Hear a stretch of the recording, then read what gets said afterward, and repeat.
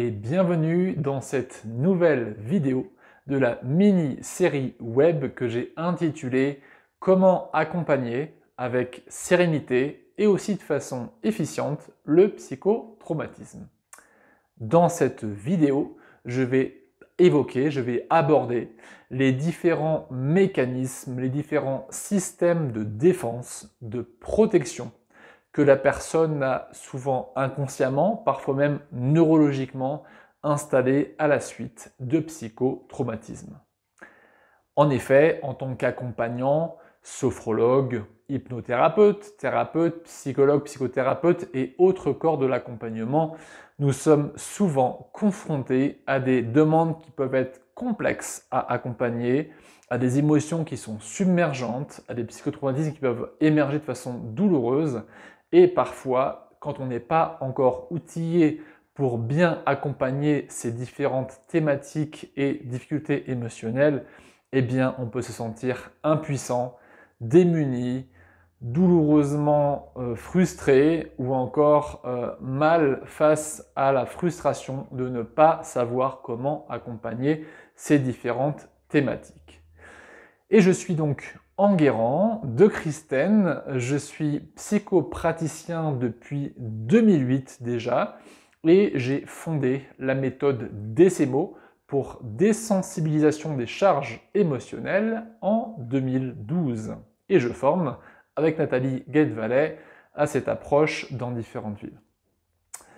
Je t'invite à le faire si ce n'est pas encore fait, à venir cliquer en bas de la vidéo, tu vas trouver un bouton pour évaluer, auto-évaluer tes différentes compétences dans la prise en charge du psychotraumatisme.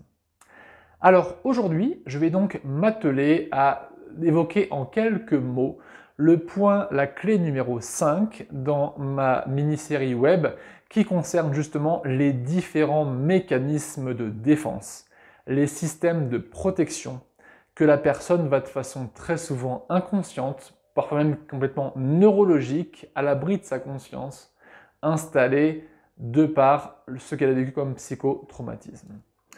Alors, c'est quoi un mécanisme de défense? C'est quelque chose qui vient de façon directement, à mon sens en tout cas, issu du psychotraumatisme.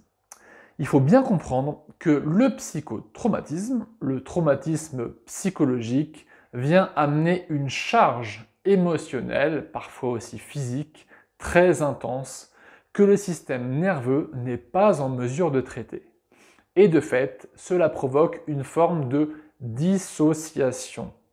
La personne, l'endroit d'elle qui va prendre cette charge va être mis de côté, va être dissocié par ce qu'on appelle des protecteurs, systèmes de protection dont le rôle va justement être double, soit d'isoler cette souffrance pour ne pas souffrir tout le temps, soit quand la souffrance réémerge, d'essayer de la couper, d'éteindre le feu de l'émotion traumatique qui réémerge. Et de fait, il y a donc deux types de protecteurs, en tout cas dans le langage de l'IFS, Internal Family Systems, donc les parties qui viennent mettre de côté, exiler, dissocier les blessures traumatiques, et d'autres qui viennent plus éteindre le feu quand ces blessures sortent de leur exil. Vous vous dites certainement, c'est quoi un mécanisme de défense? C'est quoi un système de protection? Eh bien, par exemple, on a le mental. Le mental, un mental qui est fort, qui va contrôler la vie de la personne. Donc, on est tous des gens très mentaux, qui sont dans cette forme de contrôle-là. Ce mental-là va empêcher l'accès au corps qui, pour le coup, est l'endroit de résolution et de restauration du psychotraumatisme.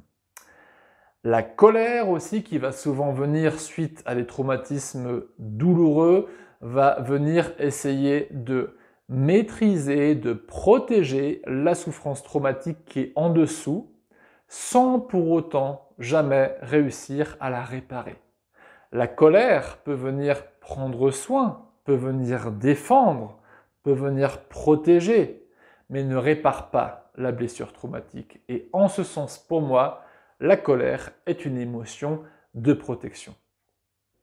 Et moi, je vais parler essentiellement des mécanismes de protection qui opèrent soit en interne chez la personne, soit dans la relation thérapeutique. Qu'est-ce que je veux dire par là? Eh bien, les mécanismes de protection qui vont couper la personne entre elle et elle, ça va être par exemple les gens qui sont beaucoup dans leur tête. Le mental, comme j'ai abordé sur un précédent mail, est, quand il y a traumatisme, un système de défense et de protection qui empêche de sentir la souffrance traumatique qu'il y a derrière. C'est un des moyens que le système a trouvé pour ne pas sentir en interne quelque chose qui serait trop souffrant de venir contacter si c'était présent. Les personnes aussi qui parlent beaucoup, qui sont beaucoup dans le mental, qui ont un flot de paroles ininterrompu dans les séances, ça, c'est un mécanisme de défense qui est aussi bien affûté et qui est assez complexe, mais on verra qu'on peut facilement aussi s'en sortir sans du tout brusquer la personne. Les angoisses, les troubles anxieux sont aussi des mécanismes de protection, certes assez étranges pour le bon sens mental à comprendre, mais sur un plan neurologique, et je vais en parler longuement en formation, ces réactions corporelles ont vraiment un sens aussi de protection. En termes de comportement, tous les comportements compulsifs, qu'ils soient alimentaires, sport à outrance, sexualité à outrance, tout ce qui est addicto, notamment alcool, drogue, substances, etc., ce sont, ça aussi, tous des mécanismes de protection qui viennent préserver, masquer, cacher, couper d'émotions traumatiques qu'il y a derrière, qu'elles soient conscientes ou malheureusement, entre guillemets, très souvent inconscientes. Et bien évidemment, les personnes qui n'arrivent pas à sentir dans leur corps, et certaines font des efforts pour ça, c'est encore une partie protectrice qui vient faire un effort pour sentir, et en fait, le fait de ne pas sentir est un mécanisme de défense pour le coup qui est biologique, même plus loin qui est neurologique. Il n'y a pas un choix à ne pas sentir, la personne n'est pas en mesure de sentir parce que son système nerveux le lui interdit. La culpabilité, la honte, deux émotions, deux énergies proches et pourtant différentes. Je vais passer un certain temps dans la formation d'ESSEMO à parler, à traiter ces deux émotions-là qui sont aussi, bien évidemment, des mécanismes très puissants de protection, notamment la honte qui est pour moi le verrou numéro 1 de la thérapie. La honte est un verrou, une chape de plomb qui entoure et qui enquiste la blessure traumatique et qui l'empêche d'évoluer. Et le pire dans la honte, c'est que la honte s'auto-nourrit et la honte s'auto-protège. Et de fait, la honte, comme c'est une question de regard, ne peut pas être vue, se cache, et en se cachant, elle empêche d'être libérée, et en ne pouvant pas être libérée, elle empêche de libérer le trauma qu'elle protège. Voilà typiquement, à travers la honte, et un peu différemment la culpabilité, un système de protection très efficace, très verrouillé, qu'il faut être habilement formé pour identifier, accompagner et libérer. Le déni, la fuite, non c'est pas vrai, ou ah, voilà, il faut avancer, hein, ça c'est du passé, hein. Ou alors il y a pire ailleurs, si on va voir les gens qui meurent de faim, moi c'est pas grave, tout va bien dans ma vie. Ça, ce sont typiquement des réactions de défense. D'autres types de systèmes de protection vont plus interagir dans la relation et notamment dans la relation thérapeutique. Par exemple, les personnes qui vont vous mettre en défaut de façon directe ou de façon plus subtile, celles encore qui vont arrêter la thérapie à l'instant charnière où les choses pourraient être en train de basculer, les personnes qui n'oseront pas vous dire ce qu'elles ressentent, leur gêne, leurs limites dans ce que vous pouvez faire avec elles ou dire, qui peut les toucher, les blesser, mais qu'elles n'oseront pas pouvoir partager. Tous ces systèmes de protection vont se manifester dans les séances de thérapie et il est, à mon sens, essentiel de savoir d'une part les reconnaître, les identifier, de savoir les accompagner et de savoir les libérer. Tout cela peut paraître certainement un peu simple, ou vous pouvez vous dire « ça je sais déjà faire, voir la personne qui peut parler très fort et je vais la forcer un peu ».